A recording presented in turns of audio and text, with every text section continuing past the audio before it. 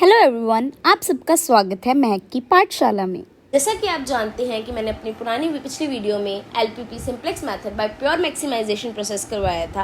आज मैं इस वीडियो में आपको LPP by surplus and artificial variables वाला मेथड करवाऊंगी। So without wasting much time, let's begin. So guys, इसमें देखो कि हमें मिनिमाइजेशन की प्रॉब्लम दे रखी है कि हमें ये ऑब्जेक्टिव फंक्शन को मिनिमाइज करना है with respect to these constraints. ठीक है, तो अब हम ये कैसे करेंगे? कल हमने करा था लेस देन टाइप, आज हमने करना है ग्रेटर देन टाइप। सबसे पहले हमारा स्टेप 1 क्या है? इन इनइक्वालिटीज को टू इक्वालिटीज कन्वर्ट करना, राइट? सो फर्स्ट इक्वेशन को हम कैसे लिखेंगे? 2x1 plus 5x2 plus less than में हम स्लैक वेरिएबल इंट्रोड्यूस करते हैं, इसमें हम सरप्लस और आर्टिफिशियल वेरिएबल। ठीक है, तो इसमें हम क्या करेंगे? a1 minus s1 is equals to 1500 and then second equation बन जाएगी हमारी 3x1 plus x2 plus a2 minus s2। अब हम इन इक्वेशंस को किस तरह से लिख सकते हैं? ये देखो, 2x1 plus 5x2 minus s1 plus 0s2, क्योंकि इसमें s2 नहीं है ना ऊपर वाली इक्वेशन में, तो नीचे s2 है, प्लस a1 और उसमें ऊपर वाली में a2 नहीं है, तो हम plus 0a2 is equals to 1500। 3x1 plus x2 plus 0s1 minus s2 plus 0a1 plus a2। यहां पर आइडेंटिटी मैट्रिक्स फॉर्म होनी चाहिए, इज इक्वल्स टू 1200। और हमारा z क्या बन जाएगा? z इज इक्वल्स टू, क्या था z? 5x1 plus 6x2 plus 0s1 plus 0s2 plus, अब आती है बात a के कोएफिशिएंट्स की। जो a होता है, अगर तो प्रॉब्लम मिनिमाइजेशन की है तो a का जो कोएफिशिएंट है वो m होता है, और अगर यही मैक्सिमाइजेशन की प्रॉब्लम हो तो a का कोएफिशिएंट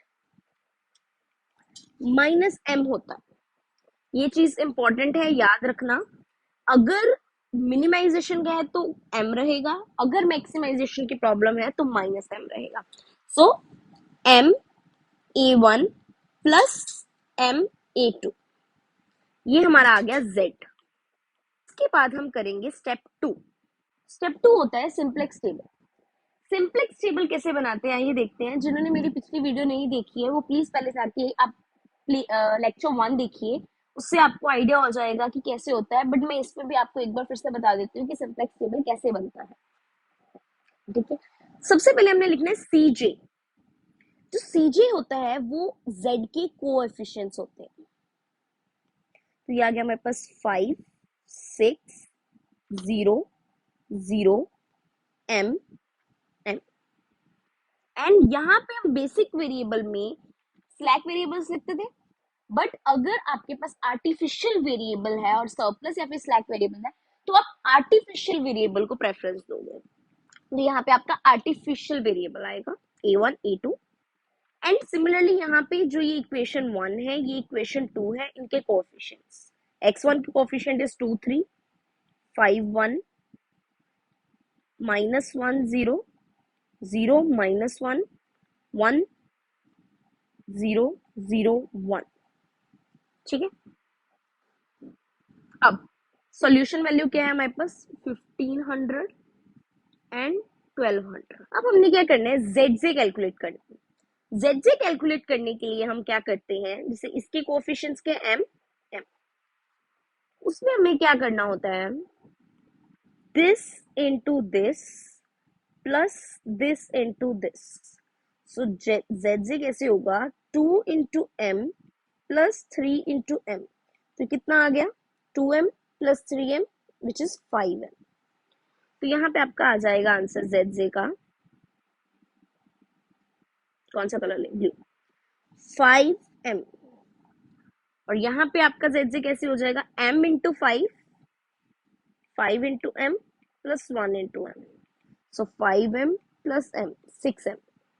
तो सिमिलरली आपने सबके साथ ऐसे करना है, m into 0 minus 1 into m, तो ये आपका माइनस m आ जाएगा यहाँ पे, और यहाँ पे भी माइनस m, यहाँ पे आपका m आ जाएगा m। आपने ऐसे ही सारे स्टेप्स करने हैं सबके साथ, and then plus this into this, ठीक है। यहाँ पे आ गया आपका m और m, ठीक है। अब यहाँ पे आएगा हमारा CJ माइनस ZJ, वो कितना होगा, 5 माइनस 5m, यहाँ पे 6m था ना, या 6 minus 6m, only m, m m m, m minus m 0, m minus m 0, right. अब ये आ गया हमारे पास CJ minus ZJ। CJ minus ZJ तो हमारे पास m की फॉर्म में है, तो बेसिकली ये देखो, ये मिनिमाइजेशन की प्रॉब्लम है। तो मिनिमाइजेशन की प्रॉब्लम तब सॉल्व होती है जब हमारा CJ minus ZJ should be greater than और इक्वल्स टू 0। ये जो CJ माइनस ZJ है, इसके सारे elements, all the elements should be greater than equals to 0। तो अब ये तो m की फॉर्म में, हमें कैसे पता लगेगा कि ये greater than equals to 0 है या नहीं है। For that we take value of m is equals to 100। So CJ minus ZJ would be 5 minus 5 into 100, 6 minus 6 into 100, 100 100 0 0। तो ये चार तो फुलफिल कर रहे हैं। 5 minus 500 is minus 495, 6 minus 600 is 594 minus 594। So ये दो नेगेटिव वैल्यूज है, तो basically CJ minus ZJ is not greater than and equals to 0, ये कंडीशन फुलफिल नहीं हो रही है। तो for that we need improvement. Improvement में क्या करते थे, अब एक और सिंपलेक्स टेबल फॉर्म होगी, तो सबसे पहले उसके लिए हमें क्या चाहिए, की कॉलम। की कॉलम क्या आएगा, ये मिनिमाइजेशन की प्रॉब्लम है, लास्ट टाइम हमने करी थी मैक्सिमाइजेशन की। तो मैक्सिमाइजेशन में CJ माइनस ZJ आप मैक्सिमम देखते हो, मिनिमाइजेशन के केस में आप CJ माइनस ZJ मिनिमम देखते हो। तो मिनिमम कौन सा है, ये दिस 594। तो ये हमारा आ गया की कॉलम, की कॉलम। एंड अब की कॉलम है तो हमें की रो फाइंड आउट करनी है। की रो कैसे फाइंड आउट करते थे, जो की कॉलम के एलिमेंट्स हैं उनको सॉल्यूशन वैल्यू से डिवाइड कर देते थे। सो 1500 divided by 5 is 300 and 1200 divided by 1 is 1200। So basically इसमें हमने मिनिमम ही देखना होता है हमेशा, मिनिमम पॉजिटिव। सो 300 आ जाएगा हमारा की रो। तो ये हमारी एग्जिट कॉलम हो जाएगी और ये x2 एंटर कर जाएगा, x2 will be replace by a1। सो चलो अब नेक्स्ट सिंपलेक्स टेबल, इसको बनाने के लिए हमें क्या करना पड़ेगा, यहाँ पे हमारा आ गया x2, यहाँ पे हमारा रहा a2, यहाँ पे x2 का कोएफिशिएंट CJ क्या था हमारा 5600 mm, ये सेम रहेगा 5600 m एंड m। और यहाँ पे आपका कोएफिशिएंट m रहेगा, यहाँ पे 6 आ जाएगा आपका कोएफिशिएंट। अब हमें क्या करना होता है, अब हमारा की एलिमेंट कौन सा है, की एलिमेंट हमारा है 5, क्योंकि जो इनकी इंटरसेक्शन होती है वो हमारा की एलिमेंट होता है। सो की एलिमेंट हमारा 5 है, तो हमें क्या करना होता है, की एलिमेंट को 1 बनाना होता है। तो की एलिमेंट को 1 बनाने के लिए हमें पूरी रो 1 को डिवाइड करवाना पड़ेगा किससे, 5। 5 से जब हम डिवाइड करवाएंगे तो 2/5 1 माइनस 1/5 0। ये जो है a1, अब हम इसमें नहीं लिखेंगे क्योंकि ये a1 को हमने एग्जिट करवा दिया, तो इसमें हम ब्लैंक कर देंगे and a2 will be 0 only, right. And अब हमने जो ये वाली रो है, अदर की रो बेसिकली, उसको क्या करना होता है, अदर की एलिमेंट को हमने 0 बनाना होता है, अदर की एलिमेंट 0। इसको 0 बनाने के लिए हमें क्या करना पड़ेगा, मैंने एक फॉर्मूला भी था, minus other key element divided by key element into key row elements, ये हमेशा याद रखना। So basically old row to be change, कौन सी रो चेंज होनी है, 3 1 0 -1 0 1, ये वाली रो। सो बेसिकली A2 वाली रो, तो इसको ऐसे लिख लो, 3 1 0 -1 0 and 1 माइनस। अब देखिए आपका अदर की एलिमेंट, जो की कॉलम का एलिमेंट होता है उससे दूसरा जो एलिमेंट होता है वो अदर की एलिमेंट कहलाता है, दैट इज 1 डिवाइडेड बाय की एलिमेंट। तो की एलिमेंट कौन सा है हमारा, 5। सब में ऐसे 1/5 1/5 1/5 1/5 इनटू की रो कौन सी है हमारी, द फर्स्ट रो, ये है हमारी की रो, 2 5 -1 2 5 -1 0 1 0। तो बेसिकली हमने ये तो लिखना ही नहीं है A1 वाला, तो इस चीज को हम स्किप कर सकते हैं, ये वाली को, राइट। अब इसके आंसर्स क्या आएंगे, इनको सॉल्व कर लीजिएगा। सो बेसिकली अब ये हम इस सिंप्लेक्स टेबल में फिल कर देंगे, 13/5 0 1/5 -1 and 1, राइट। अब फिर से again what we have to do is to calculate ZJ। ZJ कैसे कैलकुलेट होगा, this into this, 6 into, wait, it will be 6 into 2 by 5 plus m into 13 by 5. Zj will be 6 into 2 by 5 plus m into 13 by 5. So this will be plus 13 by 5 m, and this one will be 6 1 by 5 minus 1 slash 1, right? अब हमें क्या calculate करना है, Cj minus Zj, it would be 5 minus 13 minus 13 m by 5, so 6 minus m by 5 m less than 0, right? So Cj minus Zj हमारे पास आ गया। अब हमें क्या करना है, अब इनकी वैल्यू फाइंड करनी है। So basically 13 minus 1300 by 5 negative value, 6 minus 100 by 5 a negative value, but this value will be more negative. So basically हमारा की कॉलम क्या आ जाएगा, ये, this will be the की कॉलम, ये की कॉलम आ गया।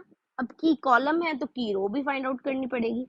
यहाँ पे solution values guys we haven't calculated, this will is 300 and 900 है, तो हमने की रो भी फाइंड आउट करनी है। तो की रो को फाइंड आउट करने के लिए we have to divide the solution with the key column element. So basically 300 divided by 2 by 5. So 750 and 4500 divided by 13, this is 346 point something. So minimum value कौन सी है, 346। तो ये हमारा आ गया की रो। So this would be the exit variable and this is the entering variable. So x1 will replace this A2 in next simplex table. So in the next simplex table, what we'll do is x1 and x2. Here the Cj will remain same, 5 6 0 0 m and m, and here we'll write 5 and 6। जो की element है हमारा उसको 1 बनाना है, तो की element कौन सा है, 13/5। So we'll divide the whole row with 13/5, which is we'll multiply it with 5 into 13. So it will be 1 0, and now we'll not write A1 and A2, we'll just do x2 x1, sorry, x1 x2 s1 s2, 1 0 1 by 13 and minus 5 by 13, right? And other key element को zero बनाना है. For that हमारे पास formula है old row to be changed minus other key elements. So old row that is to be changed is 2 by 5, 1 minus 1 by 5 and 0 minus other key element that is 2 by 5 divided by the key element 13 by 5. So this will become into 5 by 13. So 2 by 13. So we'll write directly 2 by 13 here. So 2 by 13 into key row elements. Key row elements will be 13 by 5, 0, 5 and minus 1. And after solving this, we'll have minus 3 by 13, 2 by 13, right? अब z यहाँ पे अब हमें solution value को calculate करना है. Solution value भी similarly इन्हीं की तरह कैलकुलेट होगी एंड सोल्यूशन वैल्यू हमारे पास आ जाएगी 2100 divided by 13 and 4500 divided by 13. तो ZZ कैसे कैलकुलेट होगा? ZZ भी ऐसे कैलकुलेट होगा 6 into 0 plus 5 into 1 5, 6 into 1 plus 5 into 0 6. Similarly like this it will be minus 1 and minus 1. So CJ minus ZJ would be 5 minus 5 0, 6 minus 6 0, 0 minus minus 1 1 and 1. So here our condition fulfills that Cj minus Zj is greater than or equals to 0. So at x1 is equals to 4500 divided by 30 and x2 is equals to 2100 divided by 13, जो हमारा objective function है वो minimum होगा. All about the LPP by simplex method. अगर आपको कोई भी doubt आए, you guys are free to ask them in the comment section. And please आप कमेंट सेक्शन में बताना कि आपको ये वीडियो कैसी लगी एंड चैनल को लाइक एंड सब्सक्राइब करना मत भूलिएगा. एंड बाय बाय, फिर से मिलते हैं एक नई वीडियो के साथ.